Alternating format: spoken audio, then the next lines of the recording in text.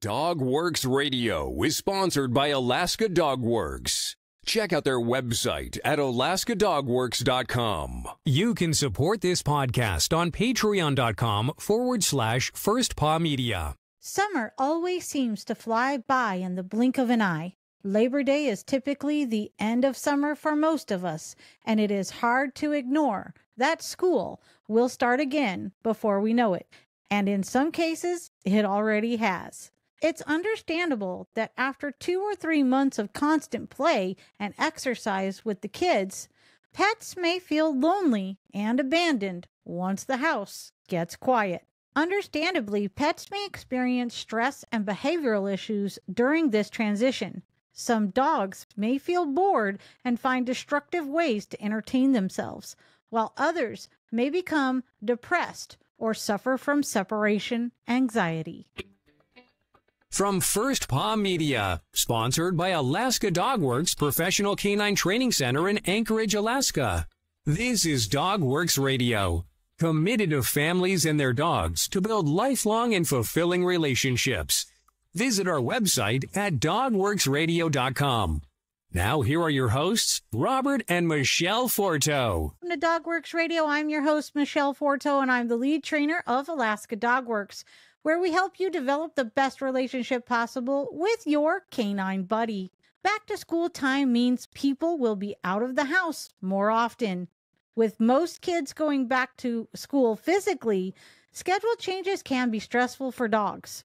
The sudden switch from long summer days of playing with the kids to living in an empty home for a period of time can be a tough adjustment for dogs. Here are some tips from behavioral experts on making this yearly seasonal transition as smooth as possible for your dog. Curb boredom. Stock up on dog toys. If they're hollow, fill them with desirable treats like small amounts of peanut butter, frozen banana slices, and dog food. These can be made up ahead of time and put in the freezer until you're ready to use them. You can also hide dog treats around the house for your pet to find. Make a game out of it. Use positive reinforcement training. Encouraging your dog to work and think to get their treats is a fun activity for both you and your dog. Ease your dog into a new routine. Before school starts, begin getting your dog accustomed to the soon-to-be new schedule.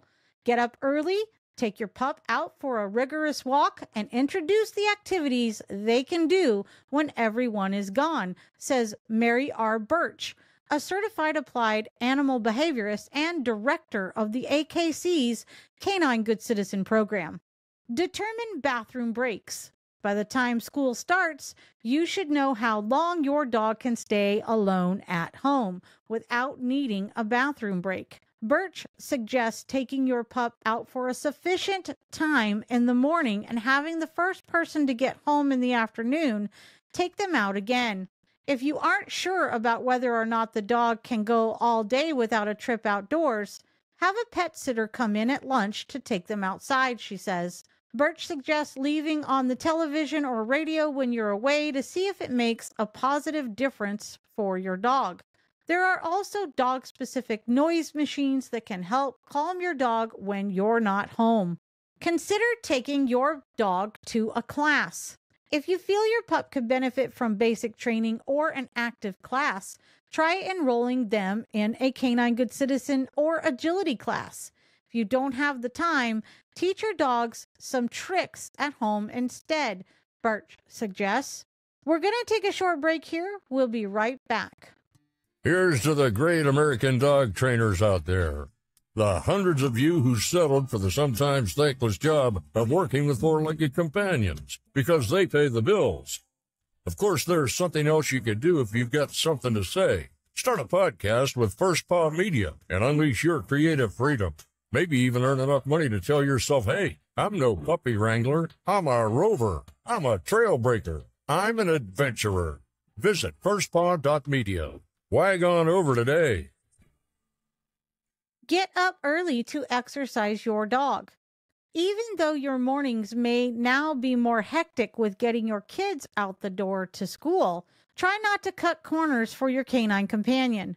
Only taking your dog for a short walk in the morning can lead to trouble later in the day, says Dr. Jessica Taylor, a North Carolina-based veterinarian. Pets that normally spend their day playing, going in and out with kids, or being stimulated with people around them can experience stress and anxiety when they are suddenly left alone. Aim to get up a bit earlier to allow for a long walk or 20-minute play session in the yard to get their energy out, Dr. Taylor says. Then your dog can rest during the day while you are gone and be ready for playtime again when you come home. You can also consider a pet walking service for a midday activity session. We all have our routines as we leave the house, picking up the keys, checking the back door, turning out the lights, and saying goodbye to our dog. But our pets pick up on these cues and can associate them with separation and stress, says Dr. Taylor.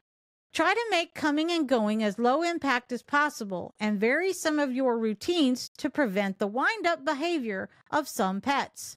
A toy or treat can divert your pet's attention from you leaving and help them get out energy. Just make sure they're safe and non-toxic for your pets. Strengthen the human-canine bond. Once the day is winding down, ensure you and your family are still setting time aside to spend time with the dog. Maintaining the human-animal bond is essential for a happy pet and pet owner, Dr. Taylor says. This could mean snuggle time on the couch or learning a new activity on the weekends or evenings.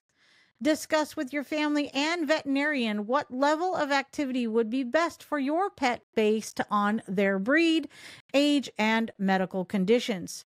While not everyone loves the back-to-school season, these simple steps to ensure a smooth transition will help prevent you and your pup from getting the blues. Did you know that Alaska Dog Works trains service, therapy, and canine buddies? We offer a free discovery call. Schedule yours today. So what do you think? Did you learn anything new about your canine buddy? Before I end the show, let's press pause for a sec and maybe ask ourselves, why did this resonate with me? What aspect of my relationship with my canine buddy could I apply this to? And what am I going to do differently this week to make my dog's training a little easier? So take some time to mull it over, talk it out with a family member or trusted friend, put some ideas down in that training journal, and then check back next week for our next episode. As always, I look forward to hearing your thoughts about how to transition your dog back to school. So reach out over on X at First Paw Media and let's spark a conversation. Until then, keep going. You're doing great.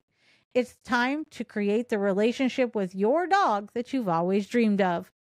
Thanks for listening to DogWorks Radio. You can find the show notes for this episode and all others at alaskadogworks.com. And if you know someone in your life who needs help with their dog's training, be a hero and share our podcast with them.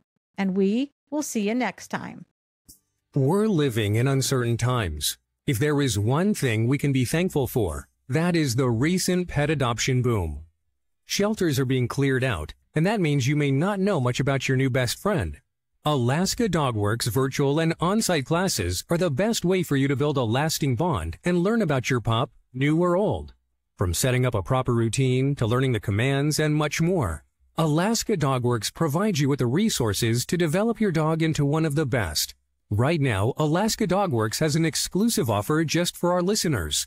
Go to alaskadogworks.com now and use promo code DOGWORKS and save 20% off your training program at the time of your booking. Visit alaskadogworks.com and use promo code DOGWORKS to save 20% today. That's alaskadogworks.com and use promo code DOGWORKS at the time of booking. From First Paw Media, this is DogWorks Radio. We hope you enjoyed this podcast, and we invite you to subscribe in Apple Podcasts, Spotify, or wherever you get your podcasts. You'll find a link on the episode notes. You can tap or swipe on the episode cover art, and you'll see some offers from our sponsors. You can support our show by supporting them. If you like what you have heard, we would love it if you could give us a 5-star rating and tell your friends how to subscribe too. Your hosts are Robert and Michelle Forto. Our producer is Robert Forto and created for First Paw Media.